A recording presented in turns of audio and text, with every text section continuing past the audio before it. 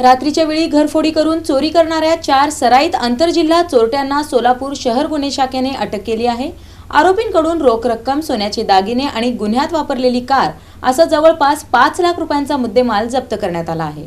रात्रीच्या वेळी घरफोडी करून चोरी करणाऱ्या 4 सराईत आंतरजिल्हा चोरट्यांना सोलापूर शहर गुन्हे शाखेने अटक केली असून त्यांच्याकडून रोख रक्कम, सोन्याचे दागिने आणि गुन्ह्यात वापरलेली कार असा एकूण 4,95,000 रुपयांचा मुद्देमाल जप्त करण्यात आला आहे। या कारवाईमुळे घरफोडीचे 2 गुन्हे उघडकीस आले आहेत। फकीरा चौक, न्यू बुधवारपेठ परिसरात 4 आणि 5 मेच्या दरम्यान बंद घरांचे कुलूप तोडून चोरी करण्यात आली होती। चोरट्यांनी घरातील रोख रक्कम आणि सोन्याचे दागिने असा 47,500 रुपयांचा ऐवज लंपास केला होता। या प्रकरणी जोडभावी पेठ पोलीस ठाण्यात 2 स्वतंत्र गुन्हे दाखल करण्यात आले होते। घटनांचे गांभीर्य लक्षात घेऊन गुन्हे शाखेचे वरिष्ठ पोलीस निरीक्षक अरविंद माने यांच्या मार्गदर्शनाखाली सहाय्यक पोलीस निरीक्षक शैलेश खेडकर, सहाय्यक पोलीस निरीक्षक जे.व्ही. गळवे आणि त्यांच्या पथकाने तपास सुरू केला। घटनास्थळावरील सीसीटीव्ही फुटेज आणि तांत्रिक माहितीच्या आधारे आरोपींचा शोध घेत पुण्यातून 4 जणांना ताब्यात घेण्यात आले। अटक करण्यात आलेल्या आरोपींमध्ये दीपक बाळू ढेरंगे, दत्ता अरुण कदम, आकाश सूर्यकांत आंग्रे आणि साहेबराव लक्ष्मण बेंडुरे यांचा समावेश आहे। आरोपींनी मारुती सुझुकी इको कार मधून पुण्याहून सोलापुरात येऊन एका रात्रीत 2 घरफोड्या केल्याची कबुली दिली आहे।